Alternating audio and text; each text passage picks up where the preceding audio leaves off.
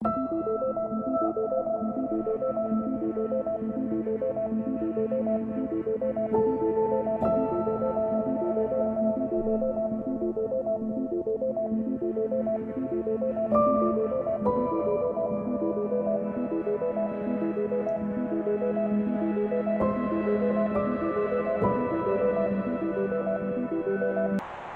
Tuhan, Bapak Ibu sekalian yang dikasihi oleh Tuhan, kita kembali melihat kepada firman Tuhan kali ini dengan judul mengarahkan pada panggilan Tuhan.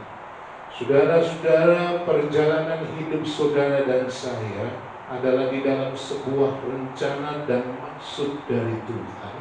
Dan setiap saudara dan saya adalah orang-orang yang mengalami panggilan dari Tuhan. Sekarang kita memulai firman Tuhan itu, kita memulainya dari Filipi pasal yang ketiga.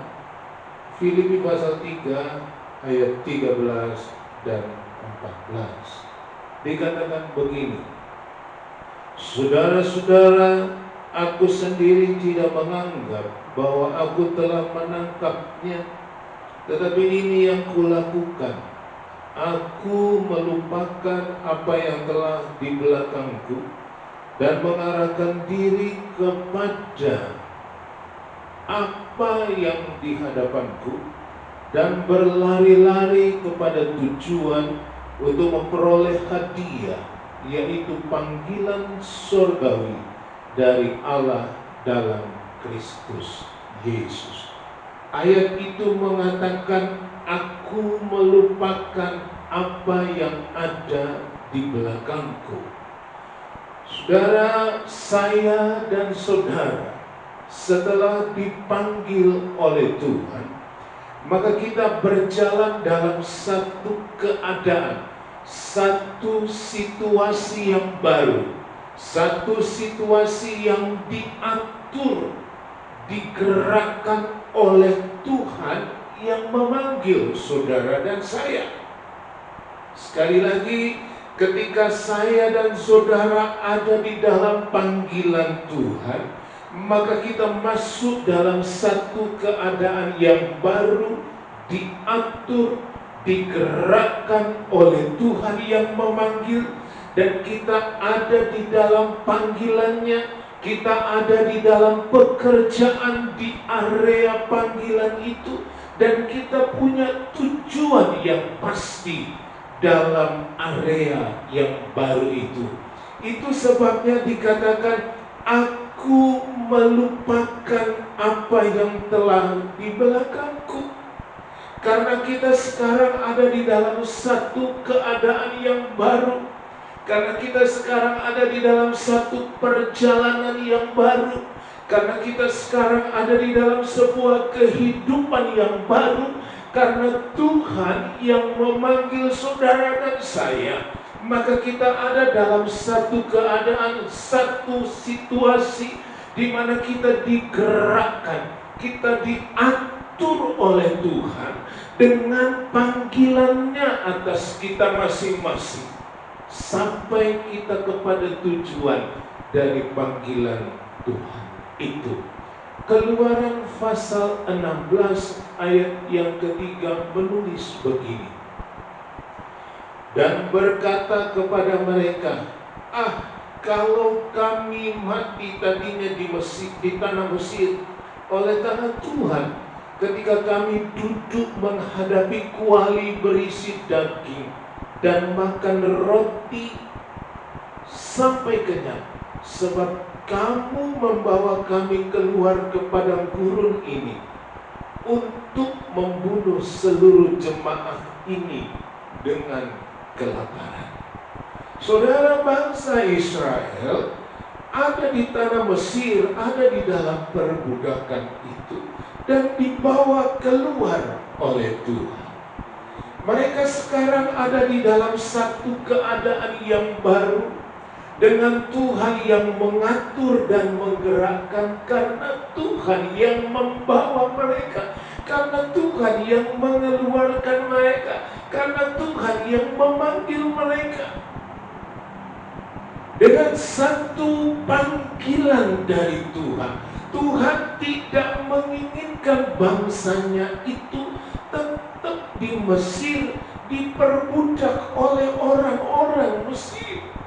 Sehingga Tuhan membawa mereka, Tuhan memanggil mereka, Tuhan membawa mereka kepada satu keadaan yang baru, di mana Tuhan yang mengatur dan menggerakkan hidup mereka dalam satu panggilan Tuhan dengan tujuan yang jelas. Tetapi orang Israel berkata, kami tadinya lebih nyaman di Mesir, di mana kami berhadapan dengan kuali berisi daging. Ya, dan kami makan roti sampai kenyang.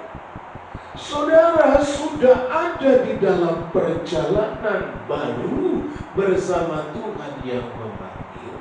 Tetapi orang Israel tetap tidak bisa melupakan kehidupan mereka di Mesir, yang mereka katakan setiap hari kami berhadapan dengan kuali berisi daging, kami tidak kelaparan, kami makan roti sampai kenyang.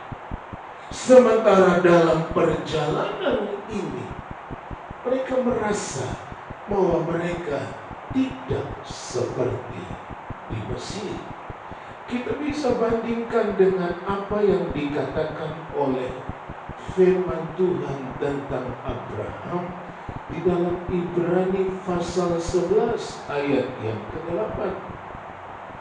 Karena iman Abraham taat ketika ia dipanggil untuk berangkat ke negeri yang akan diterimanya menjadi milik pusakanya.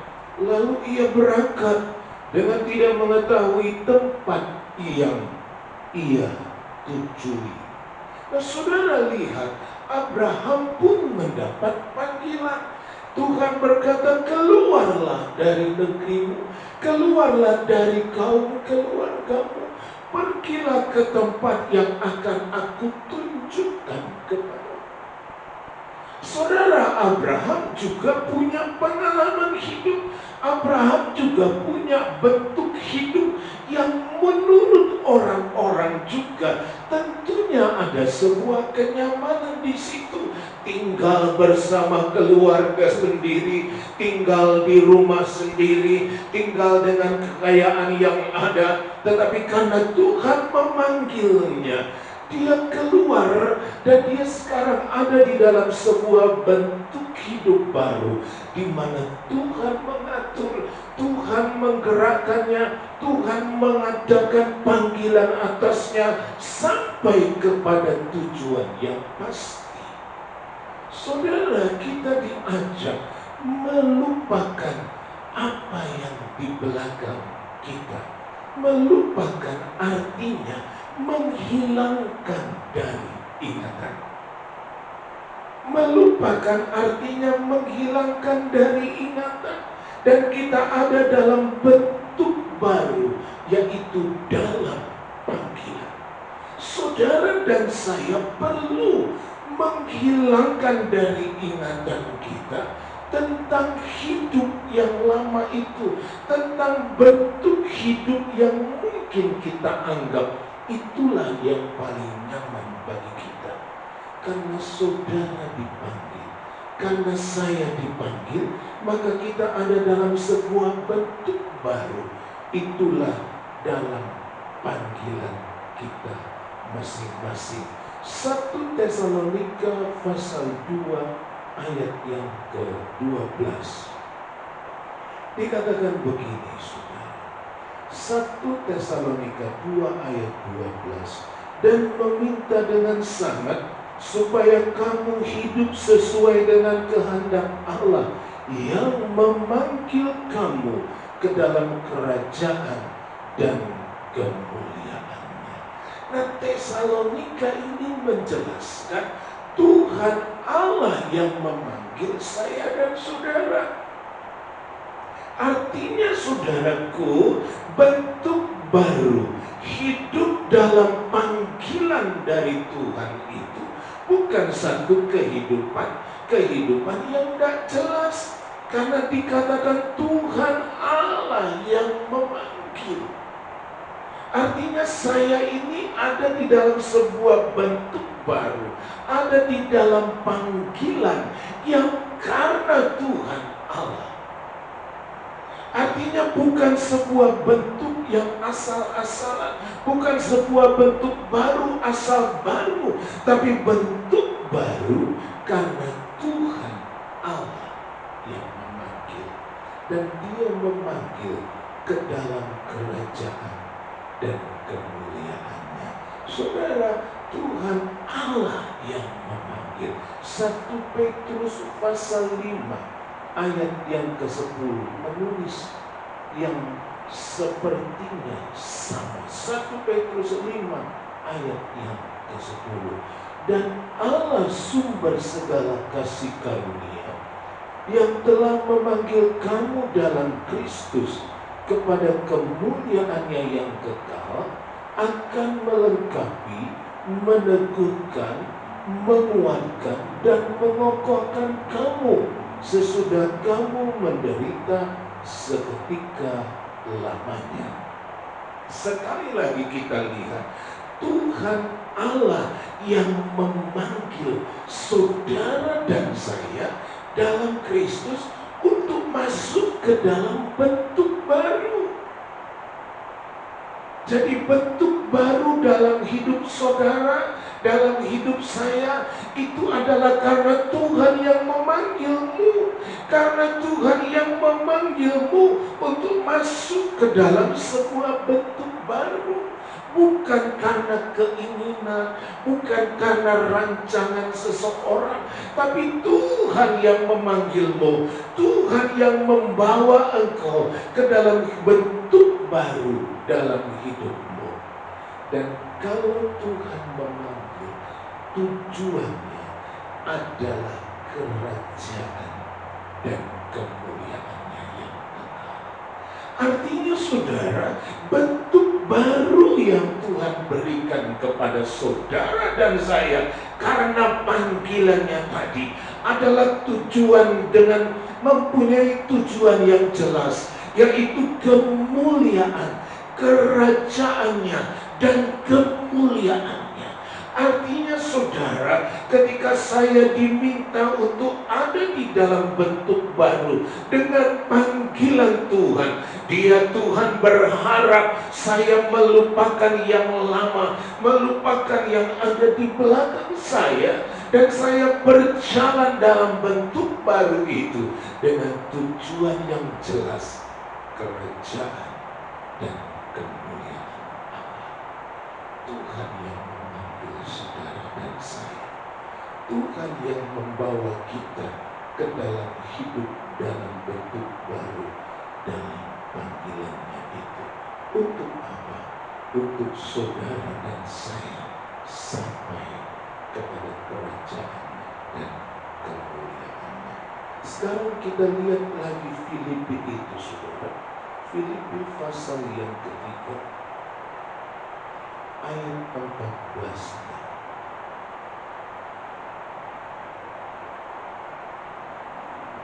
Dikatakan begini, dan berlari-lari kepada tujuan untuk memperoleh hadiah, yaitu panggilan surgawi dari Allah dalam Kristus Yesus. Nah, saudara-saudara, berlari-lari kepada tujuan itu menunjukkan bahwa kita di dalam bentuk baru tadi, di dalam panggilan, di dalam bentuk baru tadi, maka kita menekan seperti kita memaksakan diri kita untuk ada di dalam tujuan yang betul tadi.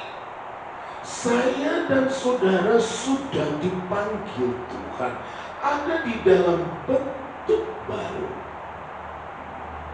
Dan sekarang dikatakan kita berlari-lari pada tujuan. Artinya kita menjaga, kita seperti mendisiplinkan diri kita untuk tetap ada di dalam alur sang sampai kepada tujuan kerajaan dan kemuliaan tadi. Artinya ketika saya ada di dalam bentuk baru karena panggilan Tuhan, maka saya mencoba, maka saya akan selalu mengadakan seperti sebuah pressure kepada diri saya sendiri. Saya harus tetap di sini, saya harus berjalan di sini, saya harus tetap dengan aturan Tuhan, saya harus ikut di dalam panggilan Tuhan ini, supaya kerajaan dan kemuliaan yang menjadi tujuan itu dapat kita raih. Itu sebabnya suratan Korintus, 1 Korintus pasal 9 ayat yang ke-26 dikatakan begini, sebab itu aku tidak berlari tanpa tujuan, dan aku bukan petinju yang sembarangan saja memukul. Ini Rasul Paulus. Dia juga merasakan bahwa dia ada di dalam panggilan Tuhan.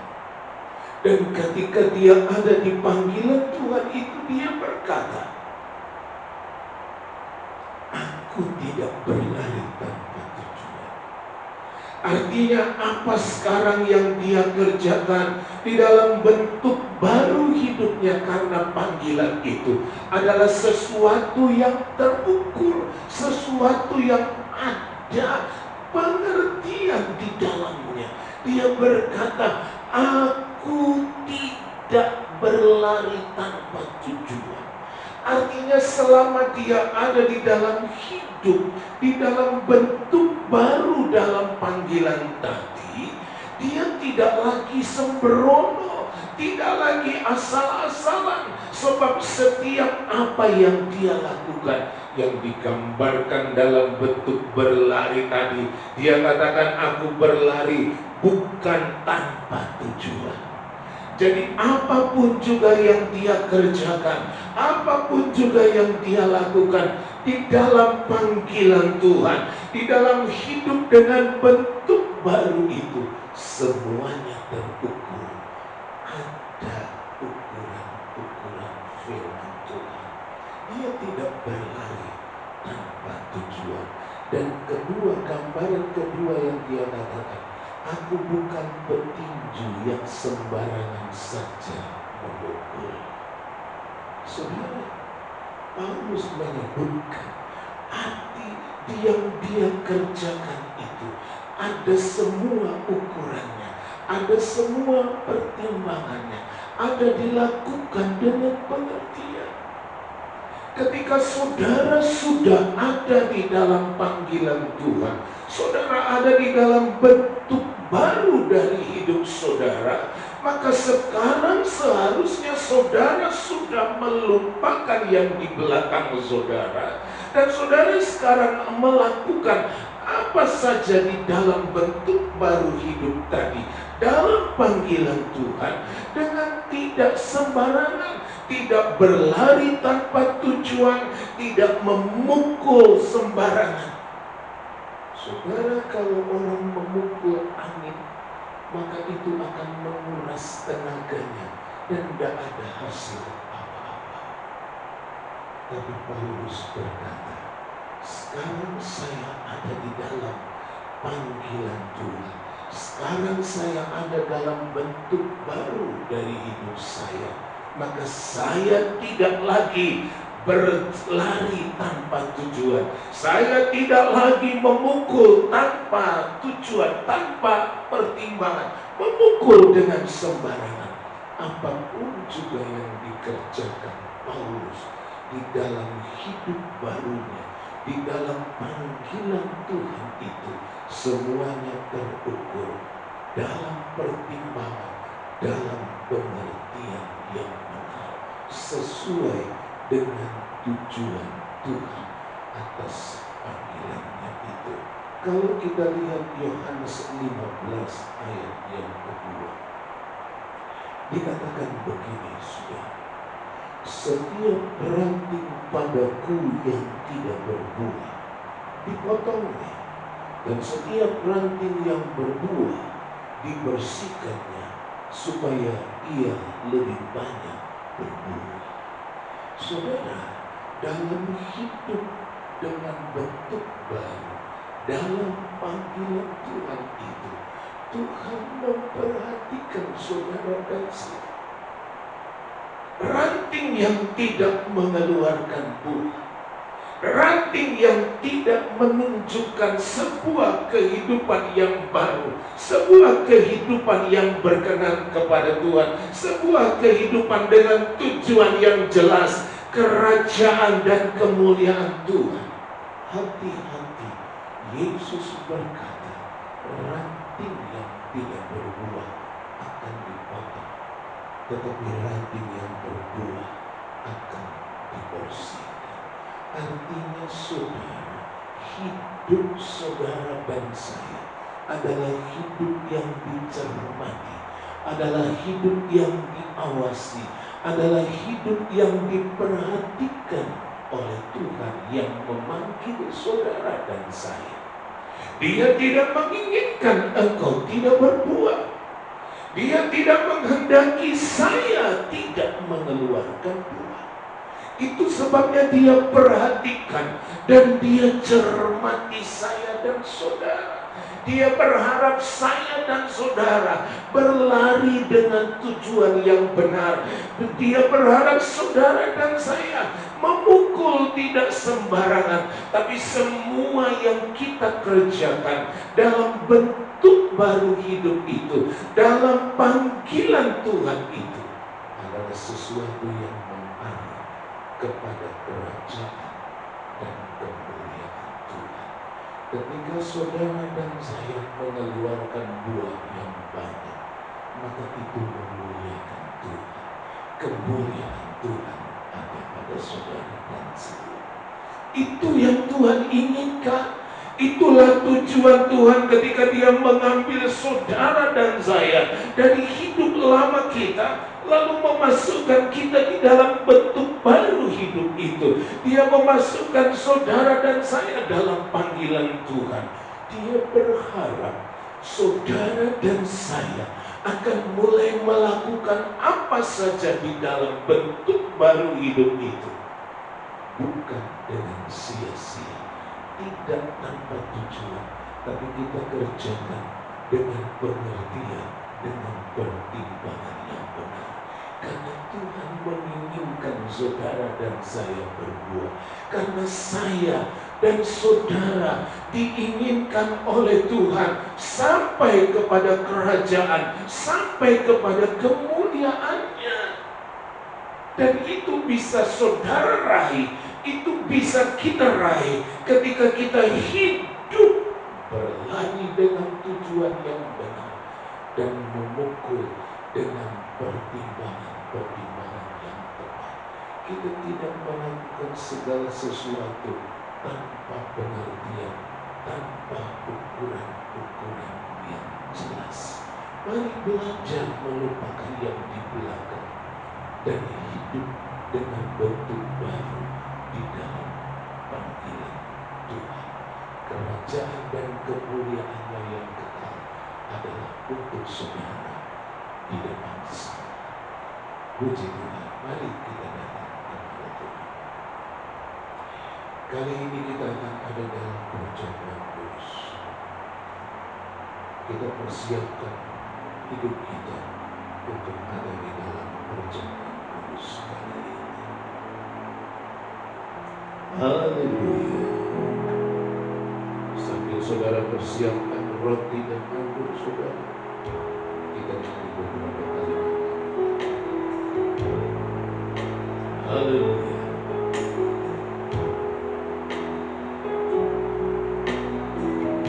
Bagi dia, bagi dia segala pujian, hormat serta syukur kekal selamanya. Bagi dia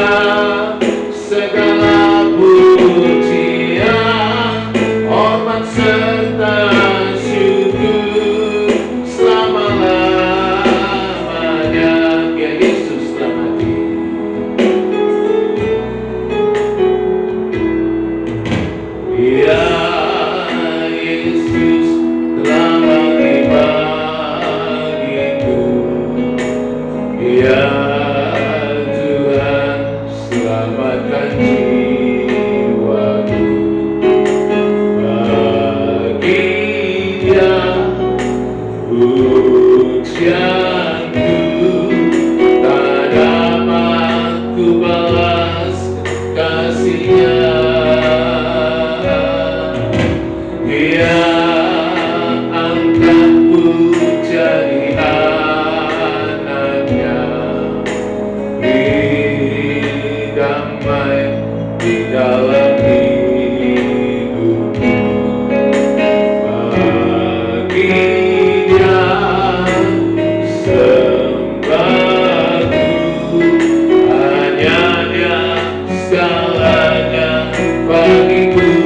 Bagi Dia segala pujian, hormat serta syukur, kekal selamanya. Bagi Dia segala pujian, hormat serta syukur, selama-lamanya.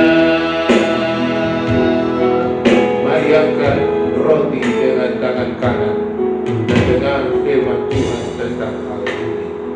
Dan ketika mereka sedang makan, Yesus mengambil roti, mengucap berkat, memecah-mecahkannya, lalu memberikannya kepada murid-muridnya dan berkata, "Ambillah, makanlah, inilah tubuhku." Inilah tubuh Tuhan yang sudah dipecah-pecahkan untuk saudara dan saya, menjadikan saya dan saudara hidup baru dengan tujuan yang jelas, kerajaan dan kemuliaannya yang kekal. Mari kita makan bersama tubuh Tuhan ini dengan ucapan syukur dan percaya. Dalam nama Tuhan Yesus Kristus. Haleluya.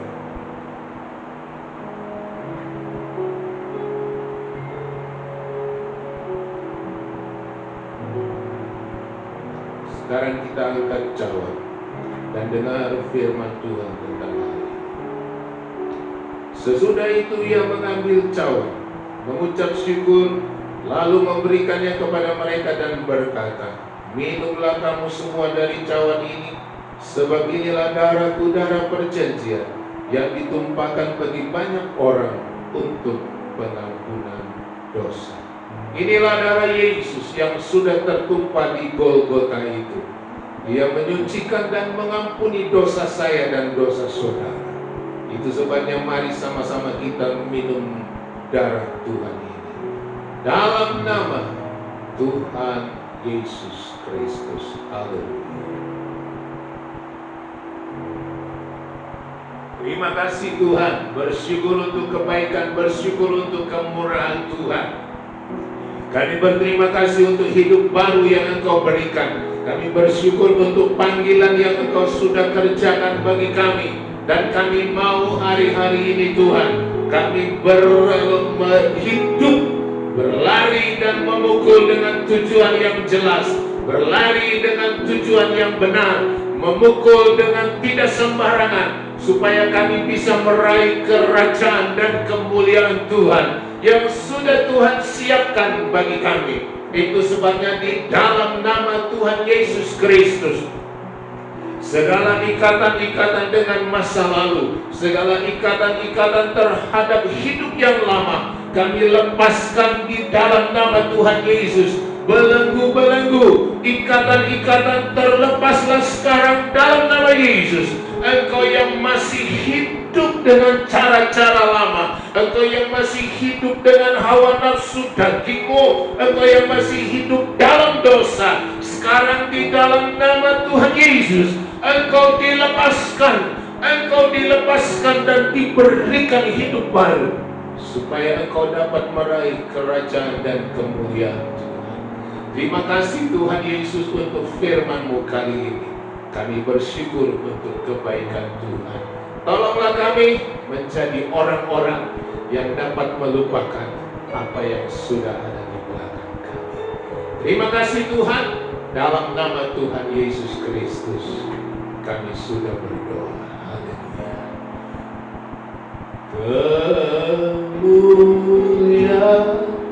Kemuliaan bagi Tuhan di tempat tinggi. Kau Raja diadukan dan dipuji.